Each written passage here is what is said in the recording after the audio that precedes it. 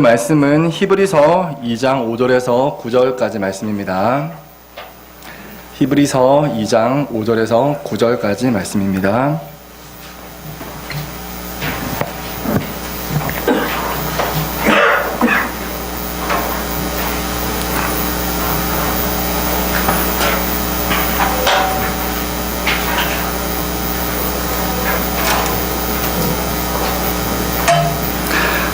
다 찾으신 줄 알고 한 목소리로 읽도록 하겠습니다. 시작. 하나님이 우리가 말하는 바 장차 올 세상을 천사들에게 복종하게 하심이 아니니라. 그러나 누구인가가 어디에서 증언하여 이르되 사람이 무엇이기에 주께서 그를 생각하시며 인자가 무엇이기에 주께서 그를 돌보시나이까.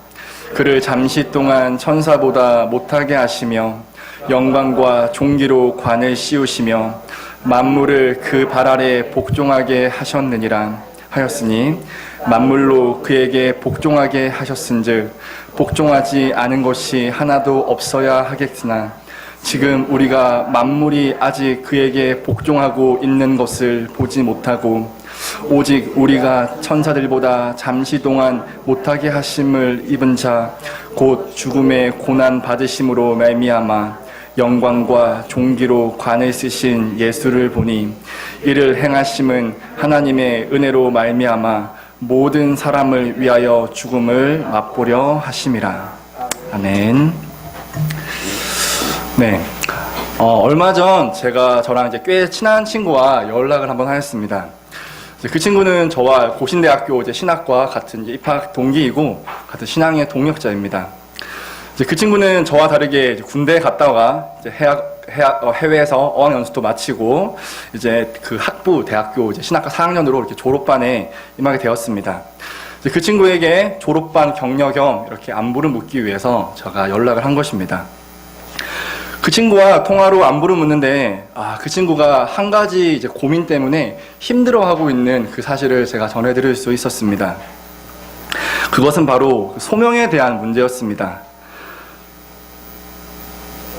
처음 신학교에 들어왔을 때도 사실 확실히 소명을 가지고 들어오지 못했었고 또 군대 갔다가 또 해외까지 나갔다 왔는데 사회에 대한 어떤 현실의 눈이 띄어져서 지금 그 소명에 대해서 더 힘들어하고 있는 그런 상태였습니다.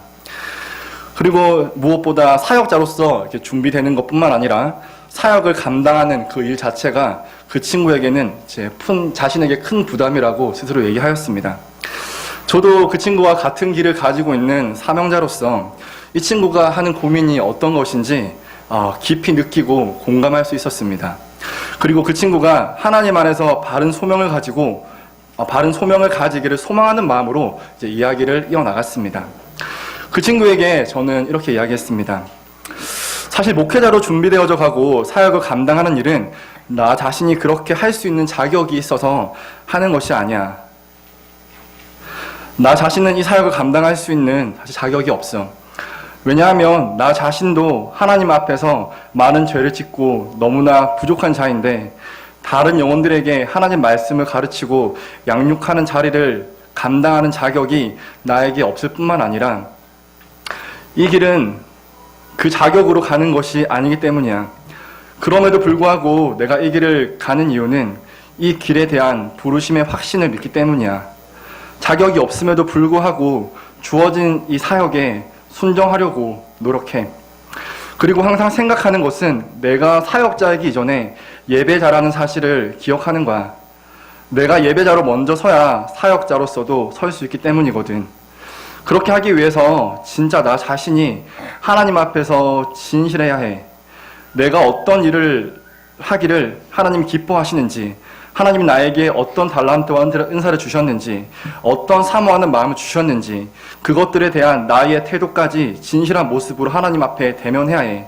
그렇게 정말 진실하게 하나님 앞에 나아갔고 구했는데 우리의 아버지신 하나님께서 우리에게 좋은 것으로 주시지 않겠어? 그렇게 받기까지는 힘들겠지만 분명히 그렇게 주실 거라고 믿어. 이렇게 이야기를 제가 친구에게 전했습니다. 이 말을 듣고 이제 친구가 너무나 감사하게 내 모습에 대해서 좀 스스로 조금 돌아보고 하나님 앞에서 더 진실하도록 이렇게 노력해야겠다라는 그런 말을 하였습니다. 이제 제 이야기를 이렇게 길게 해서 죄송한데, 제가 이 예화를 통해서 전달하고 싶은 메시지는 무엇일까요? 그것은 바로 소망은 오직 우리 하나님 아버지에게 있다라는 그 내용입니다. 우리를 부르신 분이 누구십니까? 우리를 예배자로 인정하신 분이 누구십니까? 하나님 앞에 진실한 마음을 갖게 하신 분이 누구십니까? 오직 하나님 아버지이신 줄로 믿습니다. 오늘 설교를 통해서 하나님께서 우리에게 소망이 되신다라는 그 사실을 나눌 것입니다. 그리고 하나님께서는 우리를 어떤 존재로 지으셨는지, 그 존재인 우리가 아들을 통하여 어떻게 소망을 입었는지를 우리는 본문을 중심으로 보도록 할 것입니다. 우리 먼저 2장 5절 말씀입니다.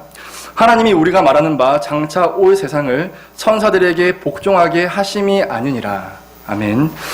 한글 성경에는 빠져 있지만 헬러 원문에서는 왜냐하면이라는 접속사가 있습니다. 이 말은 이제 앞장인 히브리서 1장 14절에서 연결시켜주는 접속사인데, 히브리서 1장 5절에서 14절 말씀은 예수께서 천사들보다 우월하시다라는 내용을 담고 있습니다. 14절 내용은 이렇습니다. 모든 천사들은 섬기는 영으로서 구원받을 상속자들을 위하여 섬기라고 보내심이 아니냐. 그리고 2장 1절에서 4절 말씀을 뛰어넘어서 이어서 왜냐하면이라는 접속사로 2장 5절에서 9절 말씀으로 이어집니다. 히브리서 2장 1절에서 4절은 문맥상 괄호구로서 이제 앞뒤 절과 의미를 연결시키지 않고 독립적으로 떼어서 봅니다. 이제 1장 5절에서 14절은 아들이 천사보다 더 우월하다라고 주장을 하고 있고, 그와 반대로 2장 5절에서 9절 말씀은 천사가 아들이신 예수님보다 더 우월하다라는 것을 주장합니다. 히브리서 저자가 계속해서 이 예수님과 천사를 비교하고 있는 이유는 히브리서 독자들이 천사를 아주 고귀한 존재로 생각하고 믿고 있기 때문입니다. 천사가 고귀한 이 존재인 것은 사실이지만 그 존재가 예수님보다 높은 존재가 아니며, 예수님보다 천사들을 더 신뢰하고 믿는 사람들에게 오해를 막기 위해서 저자는 성경적으로 설명을 하고 있는 것입니다. 5절에서 장차 올 세상은 우리가 원어로 살펴볼 때 실제 거주할 수 있는 장소라는 뜻을 가집니다. 히브리서 1장 6절에서 이와 같은 단어가 사용되었는데, 6절에서 그가 맏아들을 이끌어 세상에 다시 들어오게 하신다라는 이 의미를 볼 때, 장차 올 세상은 그리스도께서 다시 이 땅에 강림하실 날로 우리는 해석할 수 있습니다. 장차 올 세상을 이렇게 말한 것은 구원의 기업을 받아 누리게 되는 것이 다음 시대에 속해 있기 때문에 그런 것입니다. 이렇게 볼 때 하나님께서는 그리스도께서 다시 이 땅에 강림할 날을 천사들에게 복종하게 하지 않으셨다라는 것입니다. 모든 천사들은 섬기는 영으로서 구원받을 상속자들을 위하여 섬기라고 보내심이 아니냐라고 했습니다. 천사들은 기업을 얻지 못할 것이고 그 기업을 물려받을 상속자들을 섬기는 자들에 불과합니다. 2장 6절 말씀입니다. 그러나 누구인가가 어디에서 증언하여 이르되 사람이 무엇이기에 주께서 그를 생각하시며 인자가 무엇이기에 주께서 그를 돌보시나이까. 자, 이 시편 8편의 주요 의도는 하나님의 영광을 높이는 것입니다. 본절부터 8절 상반절까지 인용된 이 구약 성경은 시편 8편 4절에서 6절 말씀입니다. 저자가 시편을 인용할 때 누구인가가 어디에서 증언하여와 같이 구체적으로 밝히지 않고 있는 이유는 독자인 이 히브리인들이 성경을 너무 익숙한 나머지 굳이 그 말을 하지 않아도 어디서 나오는지 이제 가르쳐 말하지 않아도 이제 되었음을 암시하고 있습니다. 우리 6절 말씀에서 증언하여 이르되라는 말이 있는데, 이 말은 원문에서 진지하게 증언하다라는 의미로서 신약 성경에서는 복음을 선포하는 것과 동일한 의미로서 사용하고 있습니다. 그러므로 저자는 지금부터 이야기할 내용들이 결코 헛된 것이나 거짓이 아니라 매우 정당하며 근거가 있고 확실한 사실임을 강조하고 있는 것입니다. 이어서 시편 8편 4절을 인용해서 말씀하고 있습니다. 사람이 무엇이기에 주께서 그를 생각하시며 인자가 무엇이기에 주께서 그를 돌보시나이까. 이것은 히브리시의 병행법으로서 두 행 모두가 같은 의미를 지니는 것을 다양하게 묘사하고 있는 것이라고 할 수 있습니다. 사람이라는 이 단어와 인자라는 이 단어는 동일한 의미의 어떤 사람으로서 사용됩니다. 그리고 생각하시며와 돌보시나이까, 이 두 단어 모두 하나님께서 기억하시고 방문하시며 돌보신다는 의미를 함축합니다. 앞절인 시편 8편 3절에서 주의 손가락으로 만드신 주의 하늘과 주께서 베풀어 주신 달과 별들을 내가 보오니 라는 말을 볼 때 인간은 만물을 지으신 하나님의 창조의 위대함을 느낍니다. 하지만 4절을 보면 하나님은 다른 만물보다 사람을 생각하시고 돌보신다는 것을 생각할 때 우리는 벅차오름을 느낄 수가 있습니다. 여기서 이 사람이라는 이 단어는 원문으로 볼 때 연약하고 타락한 사람을 의미하는데, 그런 연약하고 타락한 사람이 무엇이기에 하나님께서 우리를 생각하고 돌보시나이까?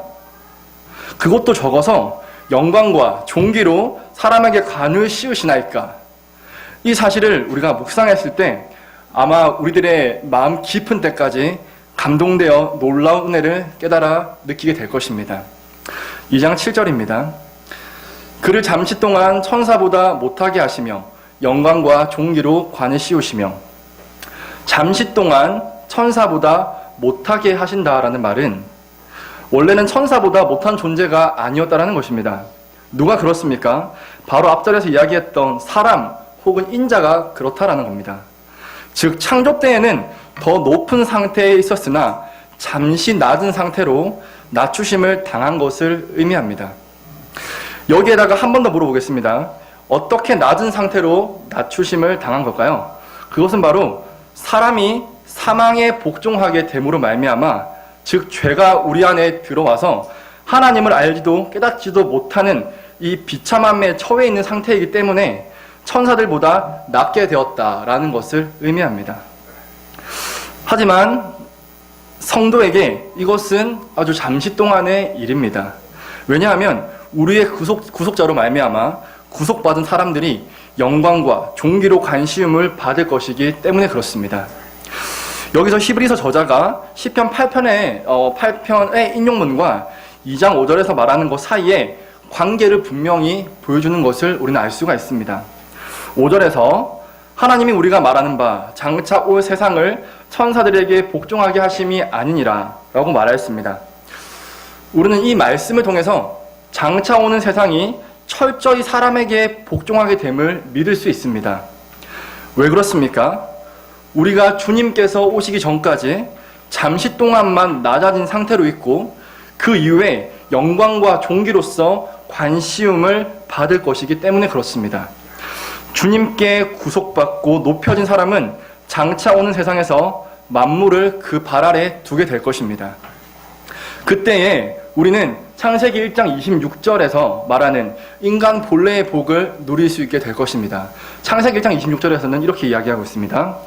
하나님이 이르시되 우리의 형상을 따라 우리의 모양대로 우리가 사람을 만들고 그들로 바다의 물고기와 하늘의 새와 가축과 온 땅과 땅이 기는 모든 것을 다스리게 하자 하시고. 아멘. 우리가 장차 올 세상 곧 지상 낙원을 다시 찾게 될 것이다 라는 의미입니다. 마지막 아담이신 그리스도께서 첫째 아담이 잃어버렸던 것보다 더 많은 것들을 자기 백성들을 위해서 값없이 사 놓으셨습니다. 그때의 모든 피조물, 천사들까지도 사람에게 복종하게 될 것입니다. 하나님이 그렇게 정하셨고 예비하셨기 때문에 그렇다라는 것입니다. 2장 8절 말씀입니다. 만물을 그 발 아래에 복종하게 하셨느니라 하셨으니 만물로 그에게 복종하게 하였은즉 복종하지 않은 것이 하나도 없어야 하겠으나 지금 우리가 만물이 아직 그에게 복종하고 있는 것을 보지 못하고. 8절 상반절에 오는 세상에 구속받은 사람들에게 절대로 복종하게 된다라는 것을 발 아래라는 말로 이제 암시를 하고 있습니다. 발 옆에도 아니고 발 위에도 아니고 발 아래라는 표현으로 사용하고 있는 것입니다. 시편 인용문이 끝나고 히브리서 저자는 그 말씀과 현실 사이의 괴리를 느끼는 그 표현을 사용합니다.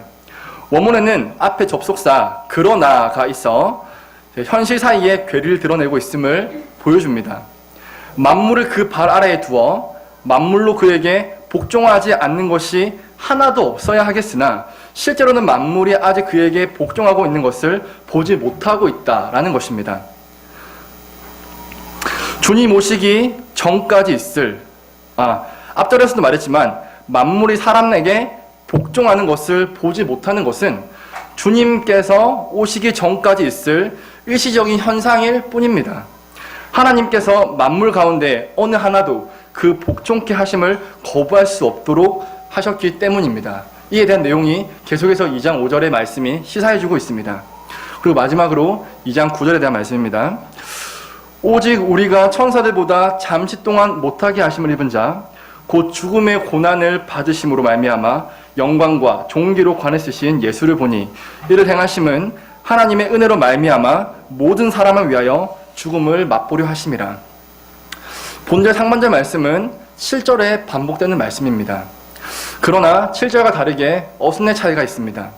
본절은 잠시 동안이라는 의미를 가진 단어가 문장 제일 앞에 나와 있어서 이것을 강조합니다. 즉 예수님이 천사보다 못하게 되신 일이 잠깐 동안 이루어진 일이라는 사실을 강조한다라는 것입니다. 예수님께서는 인간의 본질을 입으셨기 때문에 잠시 동안 천사보다 못한 존재가 되셨습니다. 하지만 지상 사역을 마치신 후 영광과 존귀로 관을 쓰신 예수 그리스도께서는 승천하셔서 하나님 우편에 앉아 세상을 통치하시는 권세를 가지고 계십니다. 그는 선구자로서 휘장을 열고 들어가셨습니다. 히브리서 6장 20절 말씀은 말합니다. 그리로 앞서가신 예수께서 멜기세덱의 반차를 따라 영원히 대제사장이 되어 우리를 위하여 들어가셨느니라. 아멘. 그렇게 하여 이제 그리스도와 연합한 모든 이들이 따라 들어갈 수 있게 되었습니다.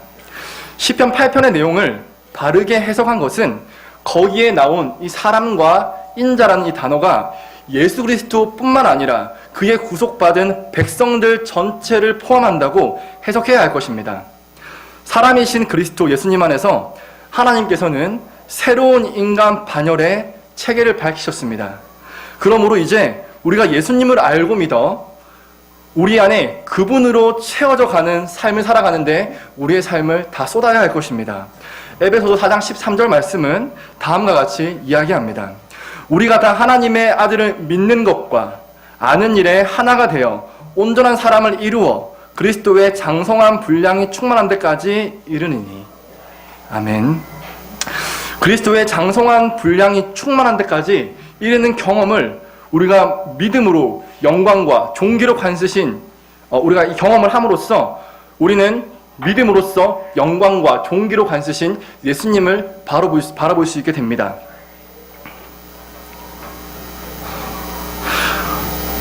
이것이 우리에게 참된 소망이 아니겠습니까? 완전한 하나님이시자 완전한 인간이신 이 예수님을 따라서 우리 자신들도 영광과 존귀로서 관시움을 받게 되는 것입니다. 예수님이 자신의 영광과 존귀를 우리에게 관에 씌워 주실 것이라는 그 증거와 보증이 되시기 때문에 우리에게 그런 일이 있을 수 있게 되는 것입니다. 이것이 하나님께서 우리에게 소망이시라는 그 진리의 내용입니다. 그리고 예수님께서 이미 죽으시고 부활하심으로 이미 다 이루어 놓으신 크고 완전한 천국인 장차 올 세상으로 우리를 초청하고 계십니다. 우리가 믿음으로 그분을 보기에 그분의 존귀와 영광의 관을 우리에게 씌워주실 것입니다. 그래서 모든 피조물과 천사까지라도 예수님뿐만 아니라 모든 주의 백성들에게 경배하고 복종하게 될 것입니다. 장차 올 세상에서 말입니다. 그런 존재로 우리를 교회를 지으셨고 부르셨습니다. 이것이 우리에게 어찌 소망이 아닐 수 있겠습니까? 이 소망의 진리가 성경에서뿐만 아니라 우리의 삶 속에도 이어지기를 원합니다. 우리의 삶에서 하나님께서 소망이 되시지 않을 때가 우리는 있지 않습니까? 내가 간절히 구하는 소원이나 기도 응답이 있는데 또는 분명히 주님의 뜻을 구하면서 내가 주님의 뜻을 위해서 구하고 있다고 믿고 있는데도 불구하고 하나님은 왜 그것을 주시지 않는 것입니까? 매일매일 똑같은 일상, 다람쥐 쳇바퀴 굴러가는 듯한 그런 삶 속에서 고통은 더해지고 내 마음은 더욱더 피폐해져 가고 있는 것 같은데 왜 소망이 되신다고 하는 그 하나님께서는 우리에게 참으로 소망이 되시지 않는 것 같습니까? 우리가 주님의 뜻을 알아도 온전히 알지 못하고 전혀 모를 때가 너무나 많을 것입니다. 모든 상황을 다 이해할 수 없기에 더더욱 믿음으로 예수를 바라볼 수밖에 없다고 믿습니다. 하지만 이것이 우리에게는 당연한 것이요 장차 올 세상에서야 확실하게 해결될 것입니다. 오늘 말씀을 통해서 우리가 알 수 있고 믿을 수 있는 한 가지는 바로 이것입니다. 우리는 예수님과 함께 그의 기업을 물려받을 상속자다라는 사실입니다. 이 내용이 성도님들에게 소망이 되시기를 기도드립니다. 기도하겠습니다. 사랑과 은혜가 충만하신 아버지 하나님 감사합니다. 오늘도 부족한 우리임에도 불구하고 변함없이 우리를 사랑하시고 우리에게 그리스도의 보혈의 능력을 날마다 공급하셔서 우리가 죄인임에도 불구하고 의인이라고 칭해주셔서 우리를 그 존귀한 자로서 여겨주시는 그 하나님의 은혜에 진심으로 감사를 드립니다. 아버지, 우리가 살아도 주를 위해 살고 죽어도 주를 위해 죽는 자녀로서 그 믿음으로서 그 장성한 분량까지 성장해 나갈 수 있도록 날마다 성령께서 우리를 붙들어 주시옵소서.